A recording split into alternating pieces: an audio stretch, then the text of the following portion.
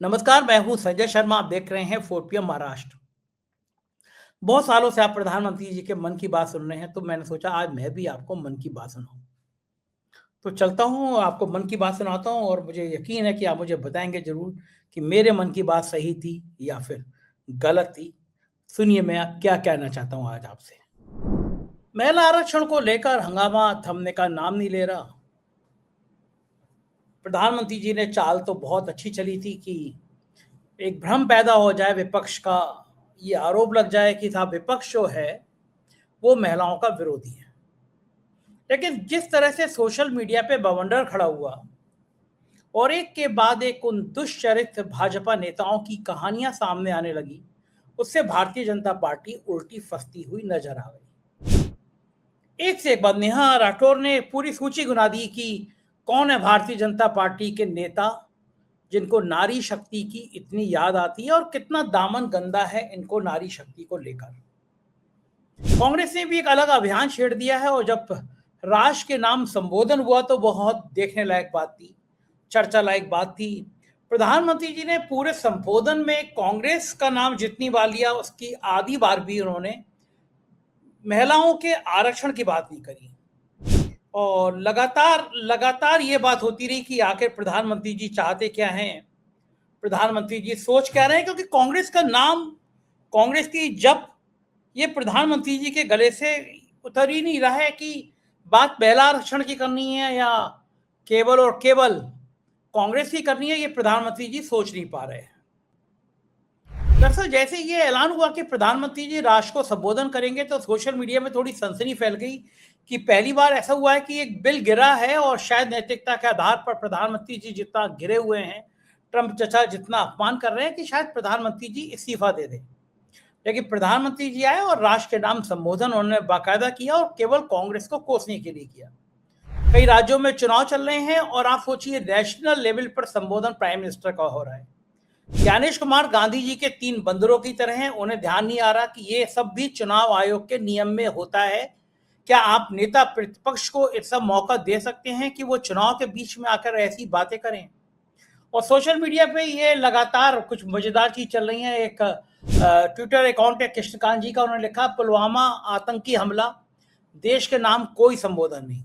इतना बड़ा हमला हुआ, प्रधानमंत्री जी को आके बताना चाहिए, लेकिन देश के नाम कोई संबोधन नहीं। चीन का गलवान हमला, देश के नाम कोई संबोधन नहीं, प्रधानमंत्री जी गायब थे। किसान आंदोलन, 750 किसान शहीद, देश के नाम प्रधानमंत्री जी का कोई संबोधन नहीं। जब मामला ज्यादा बढ़ गया तो ये कहा कि मेरी तपस्या में कोई कमी रह गई, मैं ये बिल वापस लेता हूं, लेकिन देश के नाम कोई संबोधन नहीं। मणिपुर में हिंसा चल रही है, महिलाओं के नग्न जुलूस निकाले जा रहे हैं, बलात्कार हो गए, लेकिन प्रधानमंत्री जी का मणिपुर का मान ही निकला सालों तक, कोई देश के नाम संबोधन नहीं कि मणिपुर में ऐसे हालात क्यों खराब होते जा रहे हैं। पहलगांव में देश पर सबसे घातक हमला, देश के नाम कोई संबोधन नहीं, ना पुलवामा में ना पहलगांव में। सीज फायर का ऐलान ट्रंप ने कर दिया, देश के नाम कोई संबोधन नहीं कि ऑपरेशन सिंदूर में भारत और पाकिस्तान के बीच में आखिर ये कैसे ट्रंप चचा बीच में आ गए और सीज फायर का ऐलान कर दिया, कोई देश के नाम संबोधन नहीं। ट्रंप ने देश की संप्रभुता को चुनौती दी, कोई संबोधन नहीं। भारत में ऊर्जा संकट खड़ा हो गया, कोई संबोधन नहीं। केरल हिमाचल में आपदा भयानक तबाही, कोई संबोधन नहीं। नोटबंदी, जीएसटी, लॉकडाउन से लाखों उद्योग तबाह, कोई संबोधन नहीं। संबोधन हुआ है एक झूठ को सच बनाने के लिए, संबोधन हुआ है बताने के लिए कि जो महिला आरक्षण बिल 2023 में पास हो चुका उसे 2026 में विपक्ष ने रोक दिया। ये बड़ी गनीमत है कि ये नहीं बोला कि नेहरू की वजह से हम इस बिल को लागू नहीं कर पाए और दबा के बैठ गए। ये भी बात बोल देते तो बात पूरी हो जाती। इस तरह की सोशल मीडिया पे मजाक उड़ रही है। कहा तो 2023 में इन गोदी मीडिया के एंकरनियों ने नाच नाच के कहा कि महिला आरक्षण बिल पास हो गया, और अब ये कोई नहीं बता रहे कि ये महिला आरक्षण बिल दरअसल सीटें बढ़ाने का एक सुनियोजित षड्यंत्र था, दक्षिण के राज्यों को काटने का षड्यंत्र था, उनकी राजनीतिक हैसियत खत्म करने का षड्यंत्र था। इसका महिलाओं के उत्थान से कोई लेना देना नहीं था। लेकिन जिस हिसाब से सोचा था भारतीय जनता पार्टी ने कि इस महिला के बिल के जरिए वो बदनाम कर लेंगे, वो आरोप लगा देंगे कांग्रेस को, वो कामयाब होता हुआ मोदी जी की रणनीति में अभी तक नजर नहीं आ रहा। आप स्थिति देखिए, अमेरिका ने जो भारत का हाल किया, जब विदेशी नागरिकों को निकालने का मामला आया, दुनिया के तमाम देशों से नागरिक निकाले गए, लेकिन केवल भारत के लोग ऐसे थे जिनको हथकड़ियों और बेड़ियों में लगाकर वापस भेजा गया।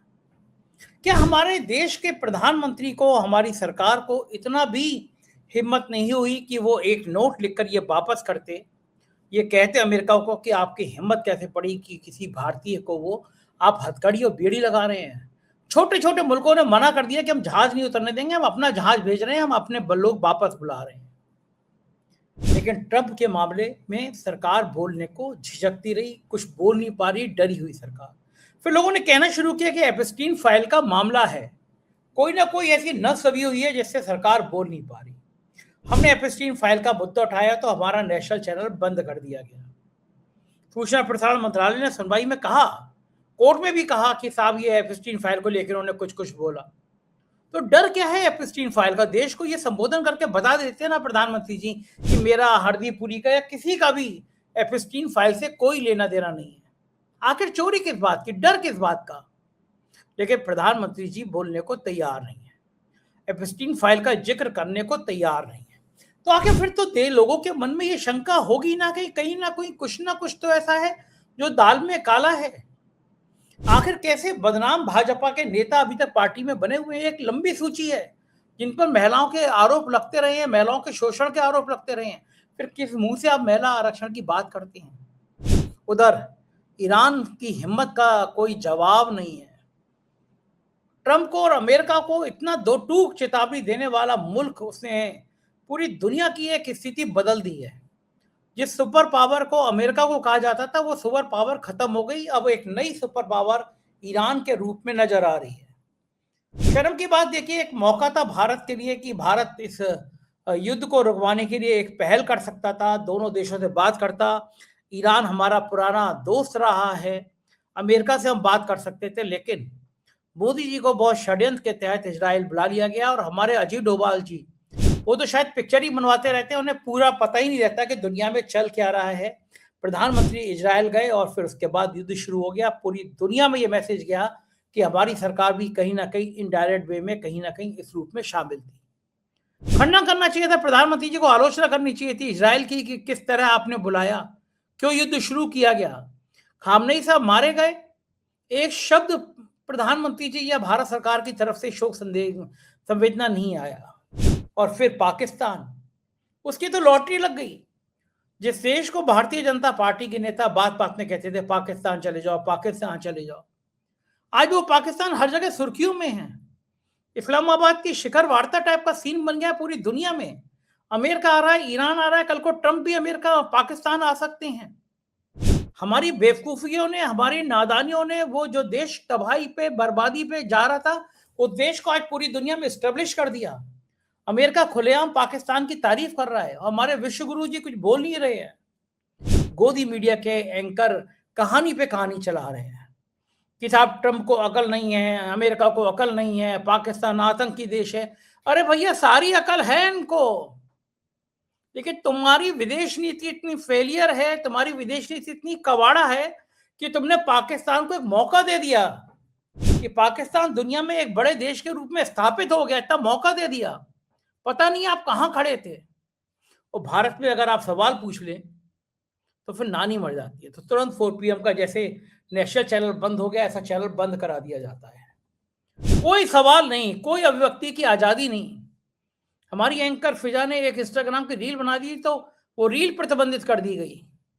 ये एक नया मुल्क है, एक नई भारत की सोच है। यहां पर मुद्दे क्या होते हैं? मुद्दे होते हैं कि अब्दुल की चोरी टाइट हो गई। ये मुद्दे नहीं होते कि हम दुनिया में हमारी स्थिति क्या हो रही है। हमारे पासपोर्ट की रैंकिंग लगातार गिरती जा रही है, हमारी मानसिक शांति खत्म होती जा रही है। भारत वो देश था जहां लोकतंत्र की, अभिव्यक्ति की आजादी थी, पूरी दुनिया में हमारा मान था, सम्मान था। अब वो देश हमारा बदलता जा रहा है जहां पे लोकतंत्र की बात कहना गुनाह हो गया है, सच बोलना गुनाह हो गया है। आप सच बोलेंगे तो मुकदमे कायम किए जाएंगे, चैनल बंद करा दिया जाएगा और फिर गोदी मीडिया के एंकरियां डांस करेंगे कि वाह प्रधानमंत्री जी क्या लाए आप। वो जो गोदी मीडिया के एंकरियां जो 2023 में ये ट्वीट कर चुके थे कि महिला आरक्षण बिल पास हो गया, ऐतिहासिक पास हो गया। आज वो कह रहे हैं कि देखो बिल अटक गया। अरे भैया, बिल तो संदीप चौधरी जी ने, माफ कीजिएगा, किस तिहाड़ी भाई का नाम निकल गया, संदीप चौधरी जी ने एबीपी चैनल पर भी धज्जियां उड़ाकर रख दी, बता दिया कि ये बिल तो पास हो गया। कब का पास हो गया? लेकिन दरअसल आपको भ्रम में रखने की एक बहुत सोची समझी साजिश है। आपके मन में कंफ्यूजन पैदा किए जाए, आपको भ्रम में रखा जाए, आपको गुमराह किया जाए। किसी भी स्थिति में आपको इसी भ्रम में रखा जाए। साहब, महिलाओं के लिए बड़ा बुरा काम कर दिया कांग्रेस ने, इंडिया गठबंधन ने। लेकिन थोड़ा सा अध्ययन करिए, थोड़ा सा दिमाग लगाइए, भारत की महिलाओं को समझाइए कि जो पार्टी ये नहीं कर सकती, भाई 543 सांसद है, कल घोषणा कर दो कि जितने सांसद हैं इसी में से आधी आधा 33 नहीं 50% आरक्षण महिलाओं को। देखिए कौन पार्टी विरोध करेगी। आप 543 पहले सीटें बढ़ाओगे 850 और फिर महिलाओं के आरक्षण को दोगे। खेल समझ में आता है महिलाओं को। महिलाएं कम भी पढ़ी लिखी हो लेकिन जानती हैं, आपकी नीयत जानती हैं कि आपकी नीयत क्या है। इसलिए ये आरक्षण का बिल मुझे लगता है भाजपा के गले की फांस बन जाएगा। राजनीति के इस पहलू पे समाज के सब लोगों को जागृत होना चाहिए। मैं आपसे भी गुजारिश करूंगा कि आप ये वीडियो को सुन के बताएं कि आप क्या सोचते हैं। भारत की विदेश नीति क्या सफल है? भारत की कूटनीति क्या सफल है? क्या अजीत डोभाल का रोल सही है? महिला आरक्षण के बिल पे प्रधानमंत्री का मुद्दा सही है? बताइएगा जरूर, मुझे आपकी राय का इंतजार रहेगा। शुक्रिया, थैंक यू।